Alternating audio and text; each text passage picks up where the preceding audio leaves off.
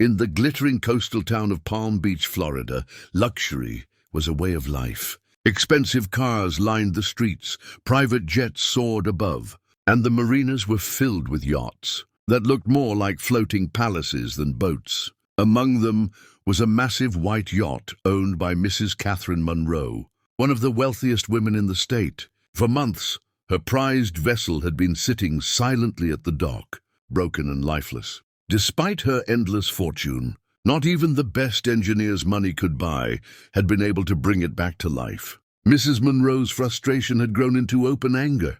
She had called in 30 different experts, engineers, mechanics, technicians, and specialists flown in from across the country. Each one inspected the yacht with expensive equipment and long resumes full of prestigious degrees. Each one promised results, and yet every time they failed.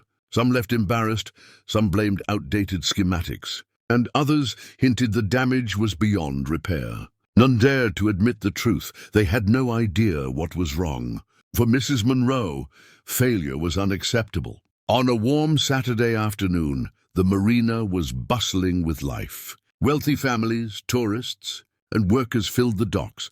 Mrs. Monroe, dressed in her designer suit and oversized sunglasses, stood in front of her silent yacht with an audience around her. Her frustration boiled over into arrogance as she addressed the crowd. 30 of the smartest men in America couldn't fix this boat, she said sharply. So, unless someone here is smarter than all of them, I suggest you stop wasting my time. Her words carried not just anger, but challenge. The crowd murmured. People glanced at each other, but no one dared to step forward. The yacht was famous now for being unfixable. Mechanics whispered that it was cursed. Engineers claimed it had design flaws, and dock workers said it was simply hopeless. Mrs. Monroe smirked at the silence, enjoying her position of power. Then with a sly grin she added, "If anyone here thinks they're so smart, fix my boat. I'll give you a reward no engineer has ever earned." Her voice dripped with both sarcasm and confidence, as though daring the impossible.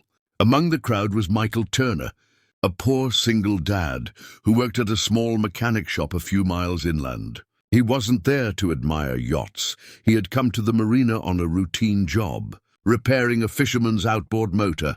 His hands were rough from years of hard labor.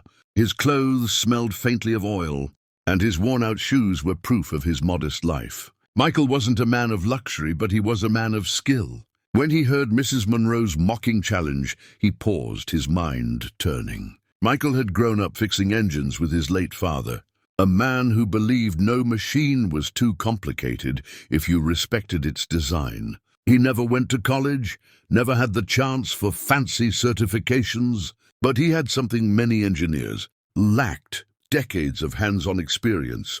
To him, machines spoke their own language, and he had learned to listen. The yacht might have been a mystery to others, but Michael felt a pull inside him. He knew he had to try, not just for himself, but for his young daughter waiting at home. With calm confidence, Michael stepped forward. The crowd parted as the poor mechanic, dressed in faded jeans and a work shirt, approached the billionaire woman. "Ma'am," he said in a steady voice, "I can try." The marina went silent for a moment before breaking into laughter. Wealthy men in suits chuckled, dockhands shook their heads, and even Mrs. Monroe raised an amused eyebrow. A poor mechanic, fixing what 30 engineers had failed to do. To them, it was laughable, like a child claiming he could solve a puzzle that geniuses could not. Mrs. Monroe tilted her head, studying Michael with curiosity. He didn't look nervous. In fact, he stood straighter than most men dared in front of her. His voice hadn't wavered, his eyes hadn't lowered. Something about his confidence made her hesitate. After a brief pause, she smirked. "Very well," she said mockingly. "If you want to waste your time, go ahead. But don't say I didn't warn you." The crowd whispered in amusement, some already predicting that the poor man would embarrass himself and walk away in shame. But Michael didn't flinch. He simply nodded, rolled up his sleeves, and walked toward the massive yacht. His boots echoed against the wooden dock as the eyes of dozens followed him. To many, he was just another fool chasing pride. To Mrs. Monroe, he was a source of entertainment.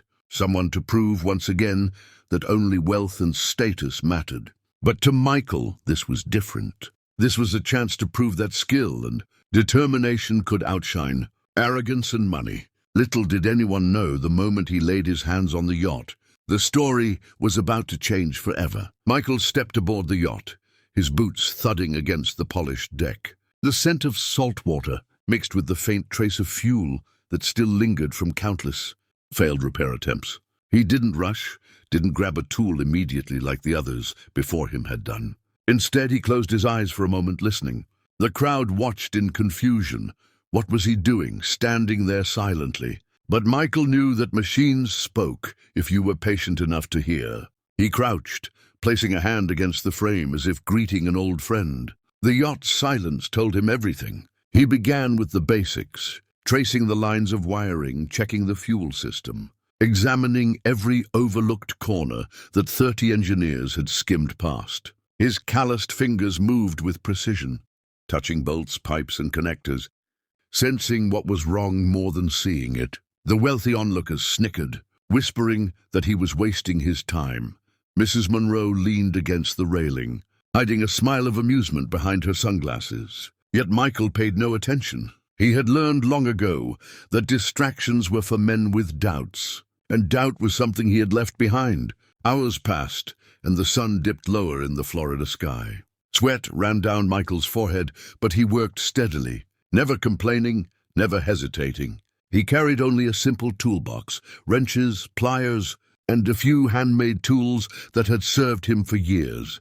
To the crowd, it seemed impossible that a poor man with nothing but basic equipment could solve what experts with advanced technology had failed to fix. But Michael knew something most didn't.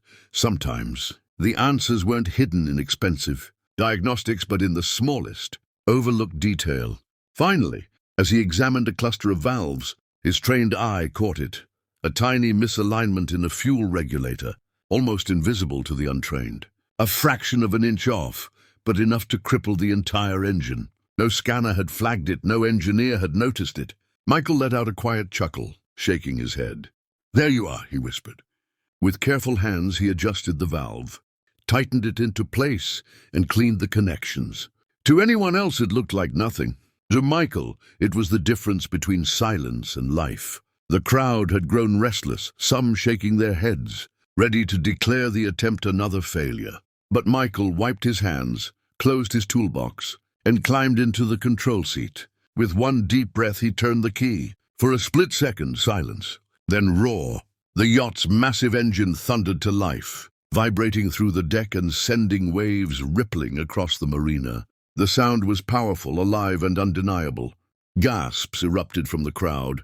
Workers dropped what they were holding. Tourists cheered, and Mrs. Monroe's jaw dropped in stunned disbelief. The impossible had just happened. She stepped forward, her voice trembling. How did you do what 30 experts failed to do?"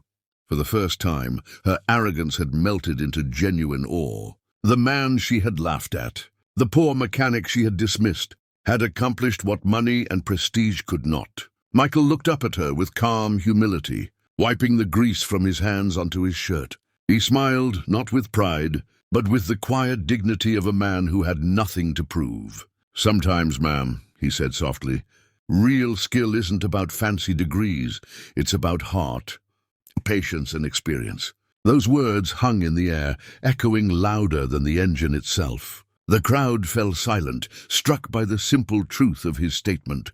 For years, people had measured worth in wealth, titles, and status. But here was living proof that determination, humility, and true craftsmanship could outshine them all. Mrs. Monroe, for once, had no comeback. Instead, she slowly removed her sunglasses, her eyes softening.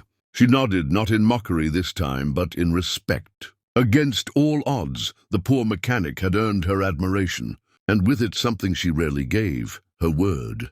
True to her promise, Mrs. Monroe honored the reward. Michael was given a generous payment, more money than he had ever seen at once in his life. But to him, the money wasn't the real victory. The real victory was walking home to his daughter that night, knowing he could finally give her the life she deserved. No more worrying about rent, no more struggling to buy her books for school, no more nights of doubt. From that day, Michael Turner was no longer just a mechanic. He was a symbol of grit, hope, and the unshakable spirit of the American dream.